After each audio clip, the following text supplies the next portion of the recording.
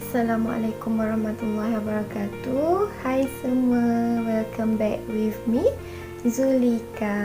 Okay, kali ni Ika nak buat video tentang satu soalan ni yang Ika dapat daripada IG story Ika bila Ika buat question answer. Dia cakap, Ika, why you so hebat in giving speech? I'm impressed with you. Macam tu lah soalannya. Jadi Ika dah janji Ika akan buat satu video penerangan tentang tips-tips untuk pengucapan awam. So, here is it. Okay, first of all, bila kita buat pengucapan awam ataupun giving speech, kita kena bezakan speech yang kita nak bagi tu adalah formal ataupun tak formal. Bila ia bersifat formal, kita kena ikut protokol-protokol yang ditetapkan dalam pengucapan awam tu. Tapi bila dia bersifat tak formal, macam apa yang Ika tengah buat sekarang ni, kita sekadar perlu untuk jadi diri kita. Just be yourself, relax and santai-santai je. Tapi apa yang penting dalam kedua-dua format pengucapan awam ni, kita kena pandai untuk jaga bahasa kita, kita kena pandai untuk jaga attitude kita. Sebab itu apa yang akan orang pandang pada kita bila kita terlibat dengan pengucapan awam. Okey, yang kedua, lepas kita tahu format ucapan kita, kita kena yakin pada diri kita sendiri. Tapi macam mana nak yakin? Okey, macam mana nak yakin? Kita kena buat persiapan diri. Apa persiapan diri? Okey, pertama sekali, kita kena siapkan diri kita dengan penampilan kita. Penampilan kita kenalah sentiasa kemas. Sebab kekemasan tu mempengaruhi keyakinan diri kita bila berdepan dengan orang lain. Okey, yang kedua pula, kita kena mempersiapkan isi-isi yang kita nak cakap.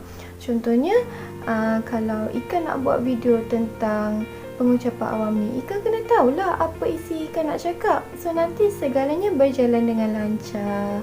Dan kalau sempat, buatlah praktis dulu untuk cakap tu. So tak tergagap-gagap lah nanti, kan?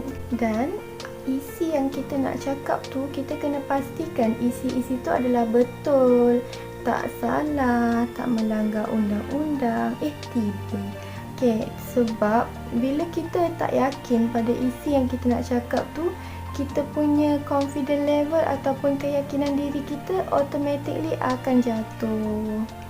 Yang ketiga pula, okay, yang ni banyak orang tanya Ika. Ika, macam mana kalau kita tiba-tiba nervous? Masa kita tengah cakap dengan orang, tiba-tiba kita nervous. Okay, bila kita nervous, kita kena tenangkan diri dulu. Take a deep breath. Macam tu. Baru kita mulakan balik. Tak perlu kita nak tergopoh-gopoh dalam mengutarakan apa yang kita nak cakap tu. Sebab bila kita tergopoh-gopoh ni kan, kita akan mudah untuk lupa dan benda tu akan buat kita jadi nervous bila kita lupa apa yang kita nak cakap. So, just tenang, relax, chill macam tu je. Dan ada orang tanya juga, Ika, bila nampak orang ramai kan, kita tiba-tiba nervous. Okey, bila kita nampak orang ramai, kita nervous, ambil inisiatif untuk sedaya upaya tak tengok orang tu, hiraukan orang yang ada depan kita tu. Contohnya, kita boleh tengok dekat atas kepala orang tu, jangan tengok mata, macam tu.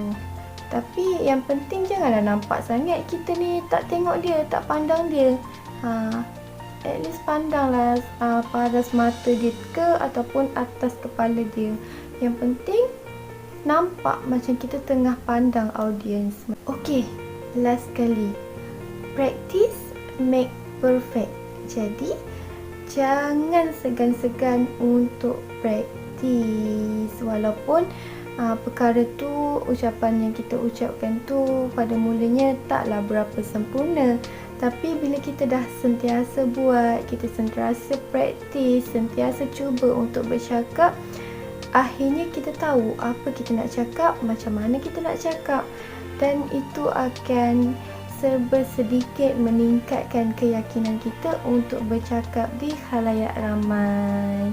So, practice make perfect. Tapi dalam banyak-banyak tips ni, takkan ada satu pun yang berguna tanpa doa. Kalau macam Ika sendiri, ada satu doa ni yang Ika sentiasa doa bila Ika cuba untuk bercakap depan orang ramai, iaitu Ika akan berdoa supaya Allah ni melancarkan setiap tutur kata Ika, memudahkan semua perkataan Ika, dan yang paling penting meletakkan hikmah di sebalik setiap kata-kata yang Ika keluarkan tu. Jadi insya-Allah dengan doa ni akan nampaklah yang kita ni memberi manfaat kepada orang lain. So semua dah tahu kan semua tips-tips ni? So lepas ni jangan lupa untuk praktiskan sampailah kita punya pengucapan awam tu jadi perfect gitu. Itu saja daripada Ika. Jadi assalamualaikum. Bye.